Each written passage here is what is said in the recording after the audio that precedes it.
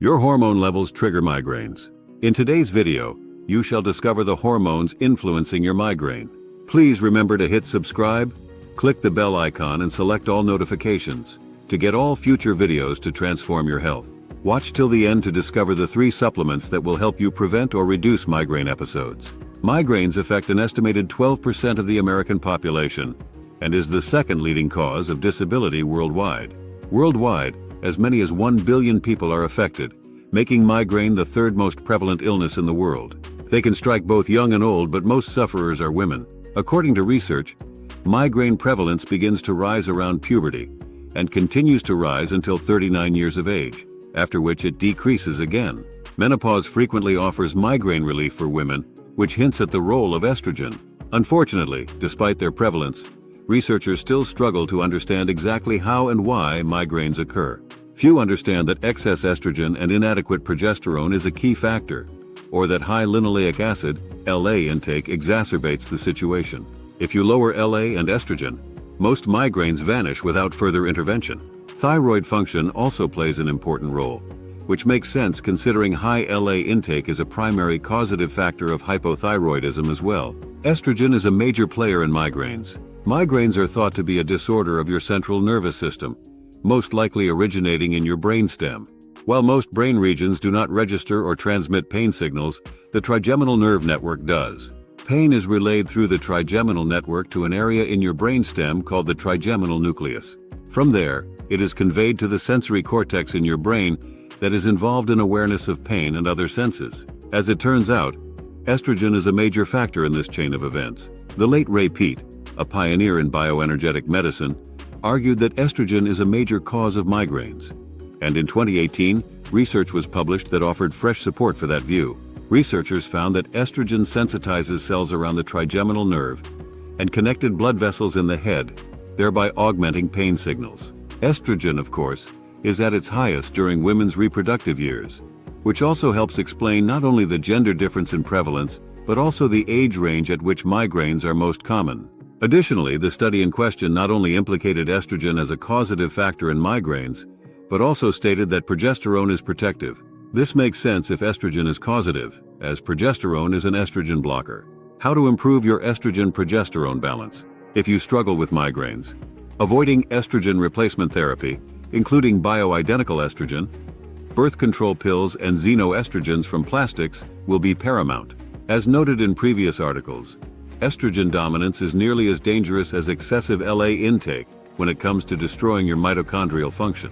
Nearly 1,000 everyday items contain estrogenic compounds, so avoiding xenoestrogens may be easier said than done. However, making a concerted effort can go a long way. Here are some common sense strategies that can help you limit your exposure and lower your estrogen load. Avoid synthetic estrogens. Minimize exposure to synthetic estrogens, such as those found in hormone replacement therapy and oral contraceptives. Consult with a qualified healthcare professional about alternative treatments and/or contraceptive methods with lower estrogen content. Choose natural products. Opt for natural and organic personal care products, including makeup, skincare, and hair care items, to reduce exposure to synthetic chemicals like parabens and phthalates, which have estrogenic properties. Limit pesticide exposure. Choose organic produce whenever possible to reduce exposure to pesticides, many of which have estrogenic effects. Washing fruits and vegetables thoroughly can also help remove pesticide residues. Rethink your household products. Many household cleaning products, laundry detergents, and air fresheners contain chemicals with estrogenic properties. Swap them out for natural, non-toxic alternatives, or make your own cleaning solutions using vinegar, baking soda, and essential oils instead. Avoid plastic containers and cutting boards. Minimize the use of plastic containers and food packaging, which can leach estrogenic compounds, xenoestrogens, into food and beverages. Instead, opt for glass or stainless steel containers for food storage and water bottles. Also, never microwave plastics, as heat leaches the chemicals into your food. Use glass or ceramic containers for microwaving.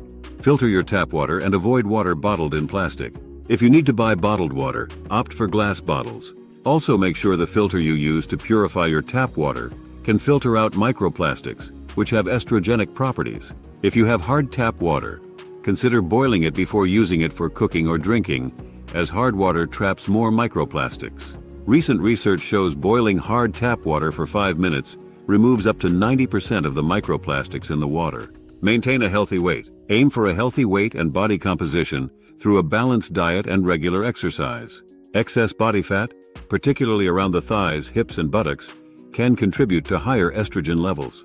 Support liver health. Support liver function, as the liver plays a crucial role in metabolizing and eliminating excess estrogen from the body. Eat a nutrient-rich diet. Limit alcohol consumption, and consider incorporating liver-supporting herbs and supplements, such as milk thistle or dandelion root. Promote hormonal balance. Explore natural approaches to promote hormonal balance, such as consuming foods rich in cruciferous vegetables, such as broccoli, cauliflower, and kale, and flax seeds, which contain compounds that help support estrogen metabolism and detoxification. Reduce stress. Manage stress through relaxation techniques like meditation, deep breathing exercises, yoga, or spending time in nature. Chronic stress can disrupt hormone balance, including estrogen levels, so prioritizing stress reduction is essential. Progesterone counteracts estrogen dominance. Another effective strategy that can help counteract estrogen excess is to take transmucosal progesterone, not oral or transdermal, which is a natural estrogen antagonist. Progesterone is one of only 4 hormones I believe many adults can benefit from. The other 3 are thyroid hormone T3, DHEA, and pregnenolone. As a general recommendation, I recommend taking 25 to 50 milligrams of bioidentical progesterone per day, taken in the evening 1 hour before bed, as it can also promote sleep. For optimal bioavailability, progesterone needs to be mixed into natural vitamin E. The difference in bioavailability between taking progesterone orally without vitamin E and taking it with vitamin E is 45 minutes versus 48 hours. You can make your own by dissolving pure USP progesterone powder into 1 capsule of a high-quality vitamin E, and then rub the mixture on your gums. 50 milligrams of powdered progesterone is about 1/32 teaspoon. You can purchase pharmaceutical-grade bioidentical progesterone as progesterone powder, bioidentical micronized powder, 10 grams for about $40 on many online stores like Amazon. That is nearly a year's supply, depending on the dose you choose. Do not use synthetic vitamin E, alpha-tocopherol acetate. The acetate indicates that it's synthetic. Natural vitamin E will be labeled D-alpha-tocopherol.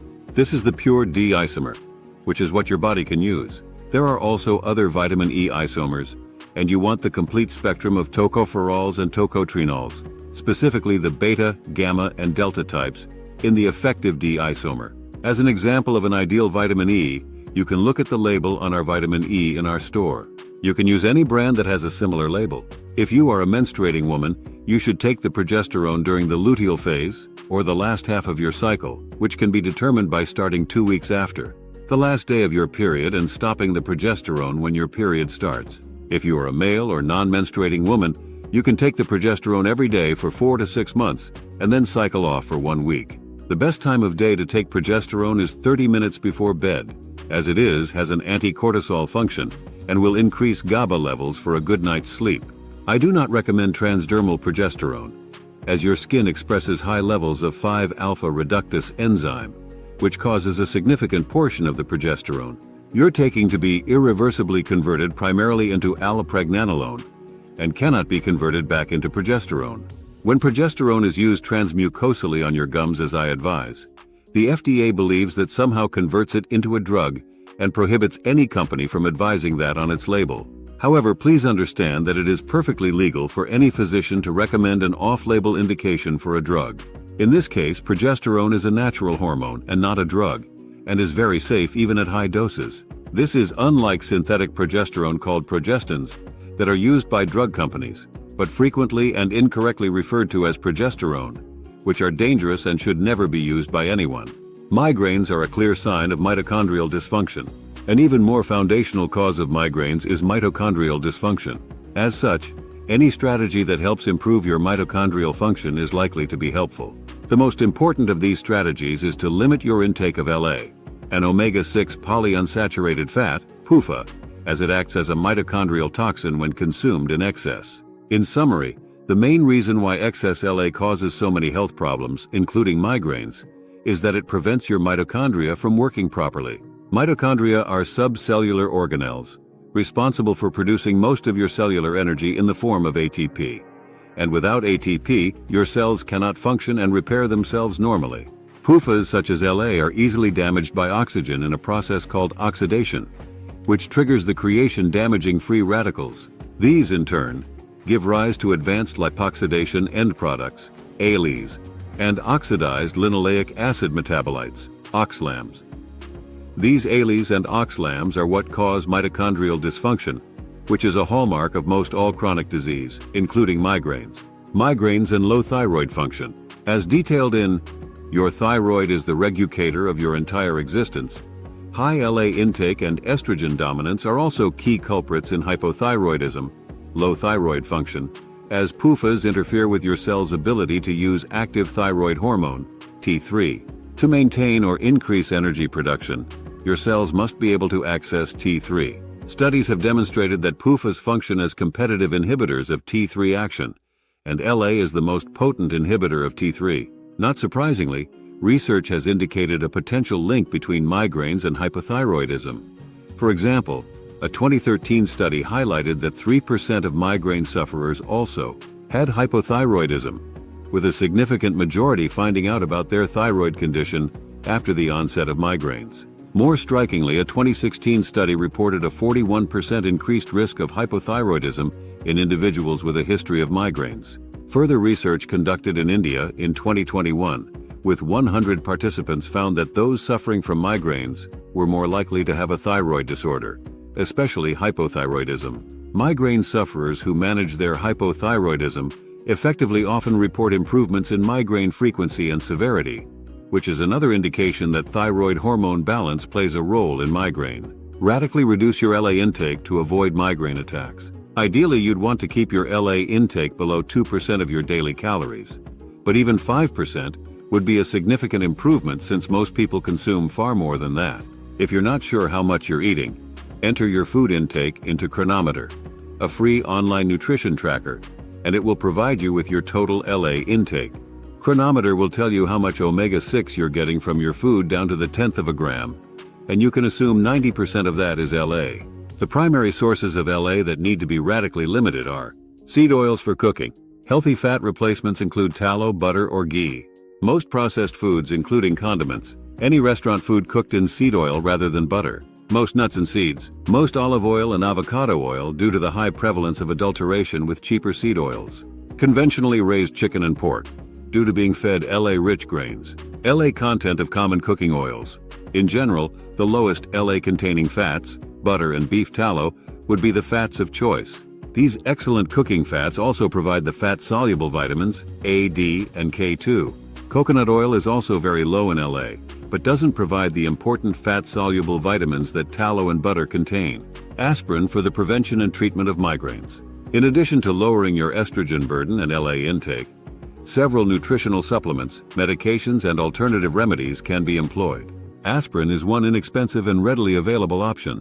As reported in a 2019 paper in the American Journal of Medicine, properly dosed aspirin can safely and effectively abort a migraine attack when taken early enough, and may also be used preventatively in lower doses. Helpful supplements. Other supplements that can help reduce migraine frequency and/or severity include magnesium, B vitamins, CoQ10, GABA. Share this video with your family and friends.